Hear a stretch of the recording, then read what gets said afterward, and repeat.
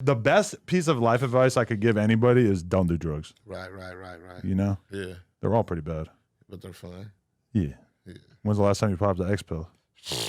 When Mac Dre was alive. For real? No, I'm lying. Probably like 2008. Really? Yeah. It's still a long ass time. Yeah, it's a long ass time. I used to be fucked up. I was a fucked up individual. Really? Yeah. This is growth. Like, this is some shit you seeing now. Like, damn, I'm proud of you, blood. Like, No, I'm proud of you. Yeah, I wasn't around for all your shenanigans, but yeah, this is growth. yeah. I was around for yours. I feel like I grew up with you. Really? You were watching this shit for that long? Yeah. Damn, that's crazy. Yeah, for sure. I was a lame back then. Lame as fuck. But once you lame, always a lame. What is you talking about? Nah, I was cool. I was just like getting my feet wet. I didn't really know what the fuck I was doing. Yeah. I mean, it was dope. It was something different. It was before. Every time I interview a different rapper from a city, my knowledge just keeps progressively getting better and better at that city, and I'm able to speak about it in a more intelligent way. Whereas, like, sometimes I will go back and watch some shit that I did in 2016, and it's like, oh, bro, you had no business talking to this person. No, I just think you was hella like corny, like you know, like now. You got your shit down. You swag your dress code be up to par. You got the little swoosh in your head. You feel me? You just be chilling now. I don't think my outfit matches right now. For the record. I don't either. But these are not hip hop approved. How you do? This is not. If I wanted to be cool, I'll be coming in here wearing some Jordans. I can't do it. Nah, that ain't what you do. It's how you do. Some Balenciaga sock shoes. Listen, Pete, it ain't the shoes. It's the dude. Yeah, but even the dude can't rock Birkenstocks in the hip hop world.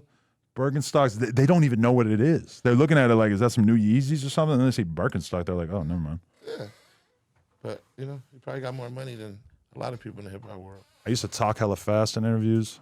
Like, fucking, I was just way too excited. I used to do interviews where I would, like, talk to the person and be like, so you sell a feature for how much? And, like, you don't even know the person, and like all like basic ass shit that we would never ask now. But I really wanted to know because I didn't really understand how the game worked exactly. It's you know, trial and error. And without them interviews, you wouldn't be sitting here with Lil Blood today. So you know that shit trial and error for sure. Yeah, it's all about who's doing the interview too, though. Because one time I seen like Larry King interviewing Snoop Dogg, I think it was, or Howard Stern or some shit. He's like, "So you're a Crip? So if you see a blood, you gotta kill him."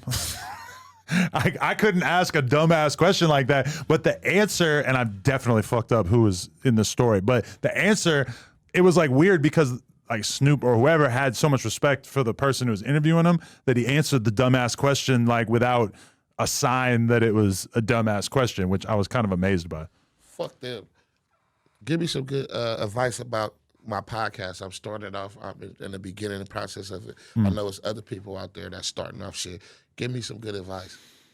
My one piece of advice for you that might have crossed my mind while I was watching some of your interviews is when you have a question, make it short and just hit them with it, and then just leave the floor open for them. Like drop the question and then just get out the way. Okay. Which is not always easy because a lot of times, like especially if you're really vibing, you want to like ask a long ass question that includes your personal experience, or especially if you're asking a tough question, you want to pad it and like add a bunch more context to it. But that's one thing I see a lot of people kind of fuck up, and there was maybe like one or two moments where I was like, a brief question is actually like the most bold, confident thing you can do in an interview. What interview did you watch? Keek the Sneak.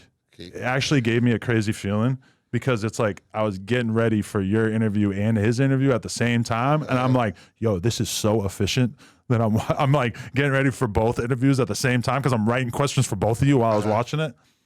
I never really had that feeling before. Dope. But it was like very dope that you had obviously so much reverence for him and like so much respect for him, and you're coming from such a similar environment. But yeah, I mean, no, it was a good interview. I can't. Right. Yeah, that's what I want to know, because it's like you're one of like the pioneers of this shit. Just to give you your flowers. I know you catch a lot of hell, but you know I'm gonna give you your flowers.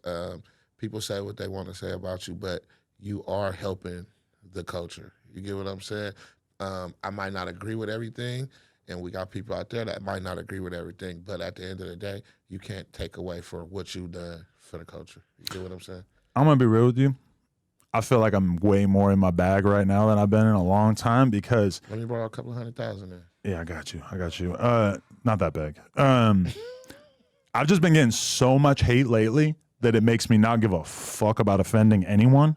And I feel like that makes me a way better podcaster, to just be like unbothered by worrying about the criticism, which is like something that in general, if you want to be a good podcaster or whatever, you kind of have to be able to speak your mind without really like having 10 different programs that are running in your mind. Like, oh, is this going to offend the trans community? Is this going to piss off the woke ass people? Is this going to, you know, like you got to be able to put some of that shit aside and just be you. So, Copart, I'm glad you said that. So I see comments sometime and I'll be like, fuck. And I'll be thinking about that shit for like 30 minutes. You get what I'm saying? It throw me off. And then I noticed that you can't satisfy anybody. So people was like sending me hate mail basically like, oh, your podcast, you're sexist, is biased. You won't interview any gay people, this, that, and the other. But they talking shit. So it's this notorious guy from San Francisco.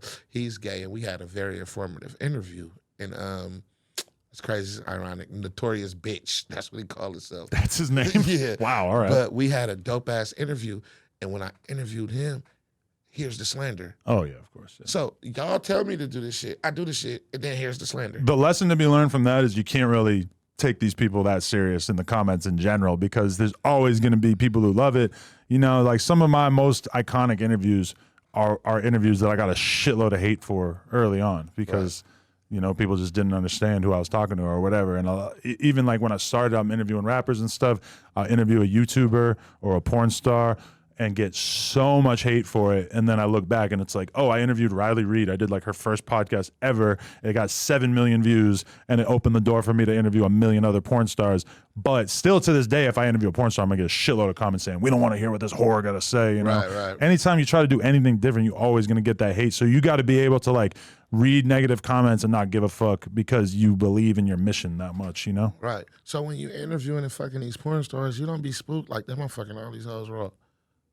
Well, I'm fucking them all raw too, so. No, that's what I'm asking you. You don't be thinking like, damn, I'm fucking all these hoes raw. No, we all get tested every 2 weeks pretty much.